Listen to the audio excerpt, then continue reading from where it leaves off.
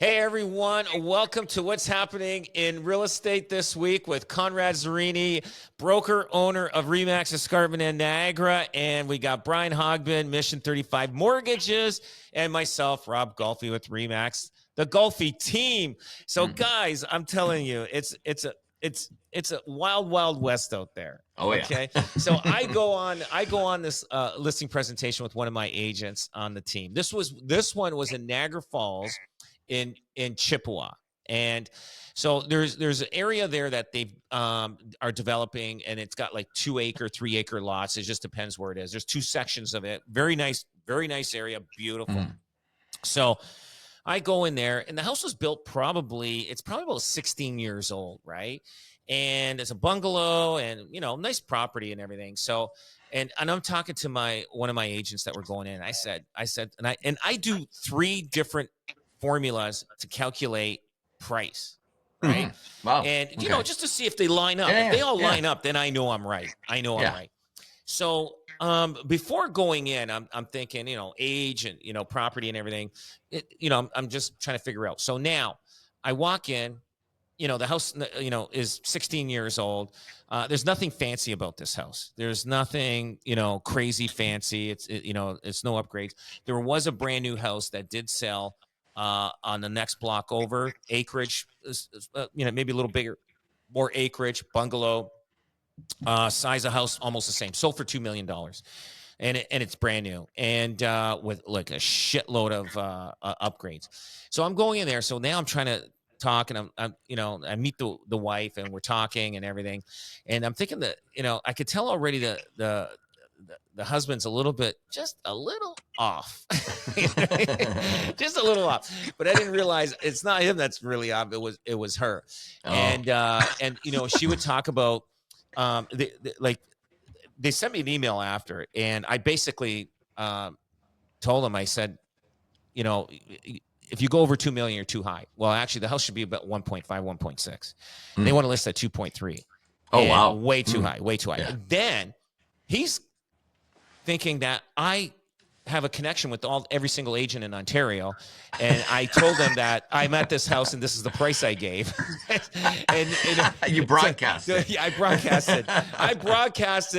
That this house is going up for sale. So if you're going to go there, do not go higher than $2 million. So you know what I mean? So like guys in the garbage business, right? Yeah, the guys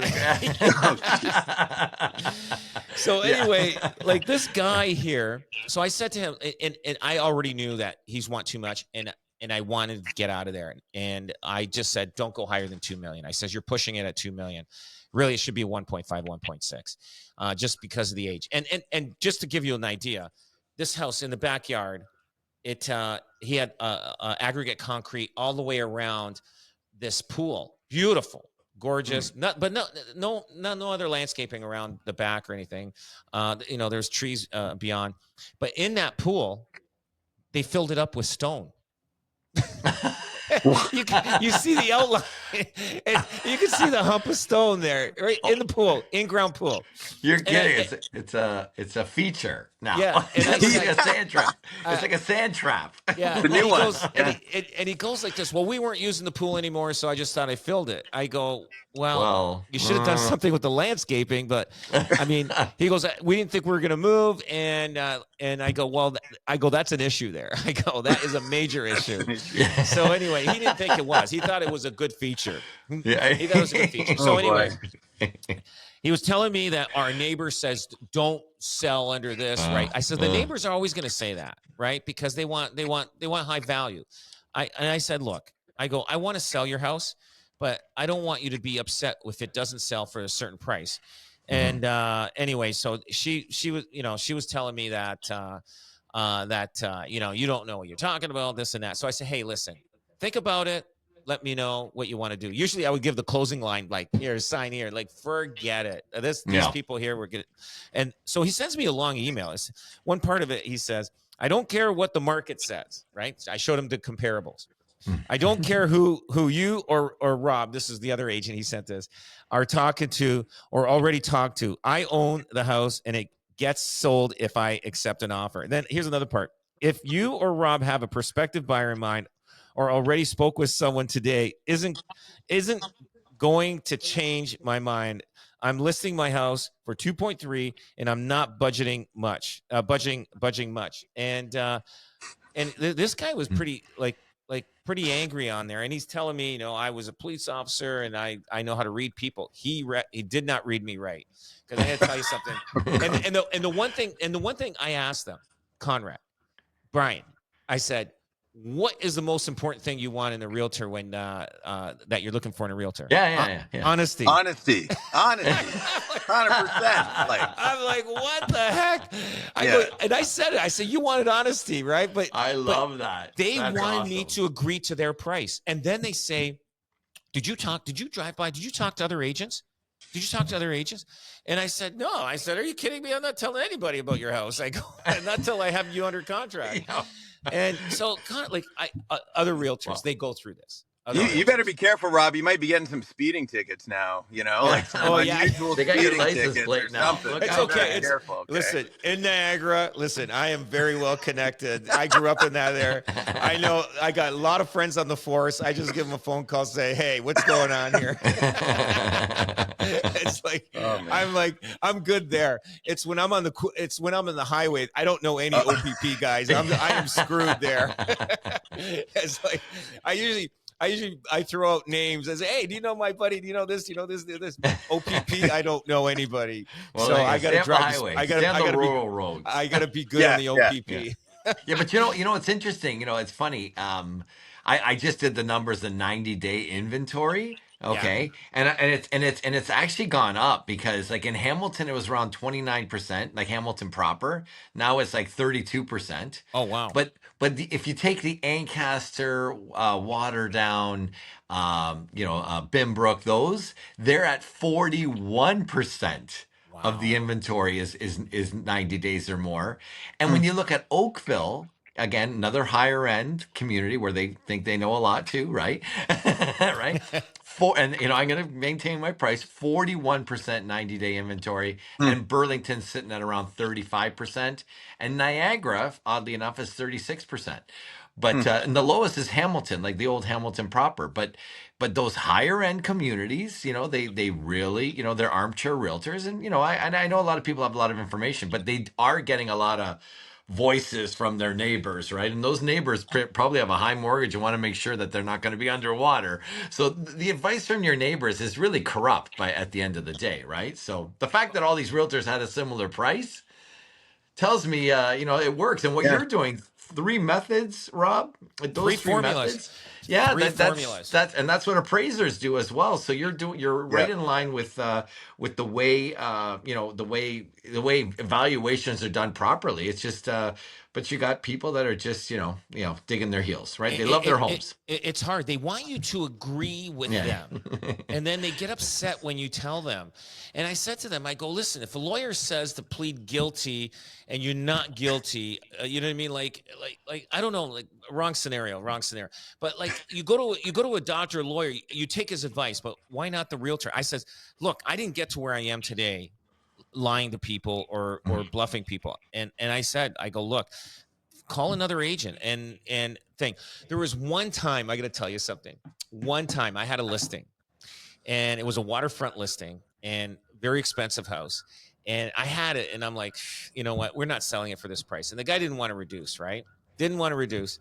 And he said to me, he goes, do you want to take it on? I said, you know what? Maybe give it to somebody else. Give him a chance, somebody else. Yeah. He gave me his fountain too. Like he really liked me, but I just, you know what? Like too much pressure from somebody that wanted to sell for a certain price anyway. And so somebody else got the listing, which I had no problem. But you know what the problem was? Somebody in Grimsby won a lottery and bought that listing. What are the chances? They had a chance of overpaid winning for the it. lottery. They won the Oh my gosh. lottery. This couple wins the lottery, and you know how lottery winners are. You know what? It's They're quick unearned to money. spend. They spend, right? So did they you tell go. the person? Did you say only a lottery? Only some dummy that wins the lottery is going to buy this house? Did you tell him that? Lo and behold, yeah. I'm like, The what are the chance of this is chances? like somebody winning the lottery. But yeah, no kidding. Somebody wins the lottery, Well, and I go, twice people win the lottery: the seller and the guy that won the money. that's right. The agent won the lottery that got it. The seller won the lottery, and the Isn't people that won. still for sale now? Isn't it still for sale now? No, this was years ago. Okay, because there's It's- one. it's- There is one that's for sale that is a lottery winner in Oh, Niagara, and it's been kicking around, and they. oh, I know which one that is. And they don't want I do anybody know. to go inside. You can't see it. You got to really. No, no, I know Yeah. which one it is. You have to have a police check to get in it, right? Yeah. Yeah. But there's another lottery winner in Ancaster that is trying to sell. Like they put like 20-30 million dollars into it. Like I think it's Oh my God. Like I wasn't think was there a lottery winner on Hamilton Mountain too, like near Hillfield, and it was like a single family home, and they put 20 additions on it. Have you guys seen that before? Yeah. Oh my God. There's a house and that is for sale. I'm not sure if it's still for sale now. It was about 2-3 months ago. And then I find out after I go, yeah, they were lottery winners, and they just it's gorgeous. They put tons of money into it. There's no way they're going to get their money back. Like when you over improve a house, I don't know, like especially a high end home, you're not going to get the return on that money. No way. No, it's not even. I got to tell you, if I won a lottery, I'm gonna freaking either invest in mortgages or freaking buy real estate on that. Just make it bigger. Make it bigger. If I won 20 million, I want to turn that into 40-50 million dollars. I'm telling you. So I wouldn't be buying a $10 million house. That's for sure. Oh, no way. But speaking. Okay, so anyway, so that story I'll never forget. But here's one thing about buying a power sale. You got to be very, very careful.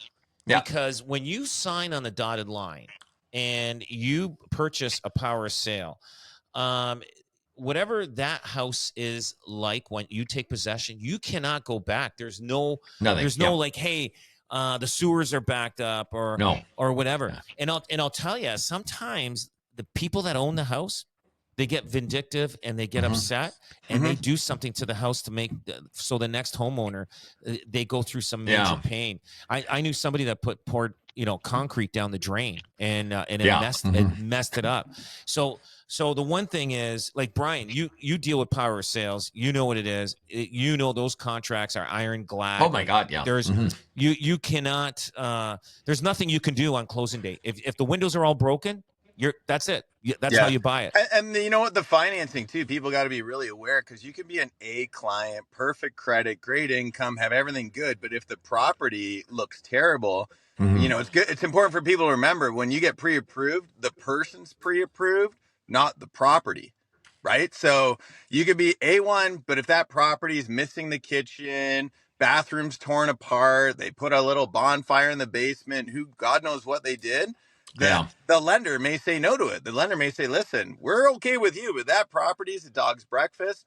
Fix it up, and then we'll finance it. So a lot of times people, if they don't have their eyes open, they could end up with a more expensive private mortgage or a subprime mortgage just to finance that power sale. Then they got to remediate it to get out of it and get into a bank. So you got to be aware of that. Yeah, we had one where all the appliances were gone, and the bank said, screw you, and they did a walkthrough, and it's really important to do a walkthrough with a checklist. I think a lot of realtors aren't doing it, but you should be doing a walkthrough with a checklist, checking appliances and certain things are in good working order. So in this case here, they did do the walkthrough. Now, for some reason, the people knew it was closing in and around the time. I think the walkthrough was probably 48 hours. They didn't let us, I remember it wasn't me, it was one of our agents, didn't let them in too close to closing, so it was probably 72 hours. Anyway, these people, they didn't change the locks on the back door. Oh. People get in, they got in, and they stole all the appliances. So it was terrible. And these poor people at the end have no appliances, move in. Can you imagine? And then and it was during remember that when appliances were tough to get during the pandemic and stuff? These people were dying. So we had a meeting with the bank, the local branch, And they said, according to the documentation, buyer beware. Like, we can't do it. As a matter of fact, what they did the fridge and stove. They actually paid for the fridge and stove. Like the bank had a bit of a heart. We were saying, like, guys, come on, you kidding me? Like, these people they're going over for dinner. They have kids. They got a fridge and a stove right to them within, I don't know, 48 hours. Nice. But other than that, you get nothing. They can strip the place clean. Oh, you know what? We did I remember doing a walkthrough on a house, and it was my client, and she removed all the light fixtures in the house, and the people walked through, and the buyer's like freaking out, and I'm like, holy smokes! I said, hey, let me find out. So I tell the seller, I go, what are you doing? And she wasn't happy about moving. She was by herself, all this kind of stuff. She had to move. She financially. So anyway, they did an adjustment on a holdback on closing, and I think she got $5,000 for light fixtures that were only worth probably, I don't know, $800, $500. So you know what I mean? Like, so it actually hurts the seller more if they take stuff out, because I mean they're just gonna, because the inconvenience and everything else like that. So they had to buy new light fixtures and get an electrician there, and they probably made money on that deal with the holdback of $5,000. But that's why it is important to go through the house closest to the closing date as possible. Yeah, a week before is not good. You got to go with a checklist. Everybody signs off on it and the whole 9 yards, because we've seen. Well, the other thing, we've seen mice eating the cords, and then the appliance doesn't work. And the other thing too, we just had one where the copper was stolen in between closing. Oh my God! The walkthrough and closing, the copper was stolen in the house. That's the latest one, and it's not. I had one of those on one of my properties listed for sale, and the realtor walked in. It was vacant. The realtor walked in and called and said, "Hey, it sounds like there's someone having a shower in the basement." And it's because someone broke in, stole the copper, and the water was just teeming into the basement. And it's like, oh my God, I would have rather have left $20 on the fridge and said, please take this. Oh, I know, because that's how much it was, right? Oh, nothing, right? Like, it's, well, I know. At least these guys that stole it turned off the main water, right? That's a courteous. Turned off the main water. That's a courteous thief, right? Yeah, no kidding. Well, you know what I do on listings, especially if the hot water tank's old and they own it, I put rental on there. And I tell them, I go, listen, you got 3 months in closing date. If something happens to your water heater, we got it if we put on the listing that they're going to assume the rental, then if something goes with your water heater, boom, you call whoever, Reliance or whatever, put a rental in there. You don't have to come out with $2,000 to put one in. They'll come in, they'll take the other one out, and then the new buyer will end up assuming the contract on that. I do that if I know the water heater is old, and I'll tell you, sometimes you get a water heater blown out, and then now that the seller's got to sell it, put a new one in, $2,000. Nobody likes to spend money before closing. They're trying to keep. And there's a flood too, right? Then you have flood damage, right? Shit! And those go without any warning. That's the problem. I remember one time I'm laying in bed. We had our washer and dryer was on the main floor, and I'm hearing this like this sound, right?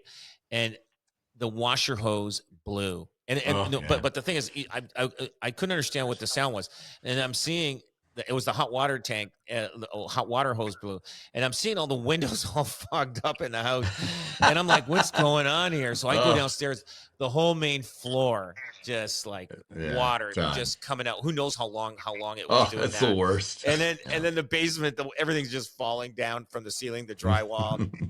It was crazy. So now when I buy washer hoses for the washing machine, I buy the steel mesh ones. Like I don't buy the cheap, the red and blue ones. Otherwise, you're gonna have a problem eventually. Toilet ones go too as well. The toilet ones, they go as well. Oh, see, there you go. Yeah, like those plastic ones, they go too. So you got to really, waterproof your house. Yeah, totally. Yeah. It's good advice. Yeah. That's it. Anyway, guys, anything else going on before we log off here? No, December 11th, we're going to hear, what are your thoughts? Is it a quarter point? Is it a half point? Like that kind of thing? Everybody's bracing. The inflation number was up this week, eh? So inflation went up to 2%. So I still think we'll see a quarter point, but I don't think we'll see a half. I think we'll see a quarter point. It's moved the needle just a little bit, but not enough yet. I don't know, Conrad. What's your thoughts on that? I look, two things can happen. If they do a quarter point, I think people will say, wait a minute, now it's going to stop now. We saw 250 basis points. Now we're going to see it slow. So this could be near the end. It's tough to say because the 10-year bond went ballistic. So yeah, we're like over. You're talking over 4% now, like with the 10-year bond, and it's that's a big jump. Yeah, and huge jump in the fixed rates went up around 0.1%. So your 5-year fix has gone up a little bit. You know, you get the spray tan guy into office in January. He tipped the economy down there. Like, what's that going to mean for us over here, right? So a lot of variables still. And then all the rules are taking place on the 15th of December. We'll talk about that when we get closer to that. Yeah, totally. A lot of good stuff happening. A lot of good stuff. Yeah, a lot of good stuff in real estate. All right, man. Well, listen, guys, I appreciate your time. Conrad, I know you're in Europe on a business conference. Yeah. And listen, we'll see you guys when you get back. Take care. Okay. Thank you so much. Ciao. Thanks, guys. Ciao. Yeah.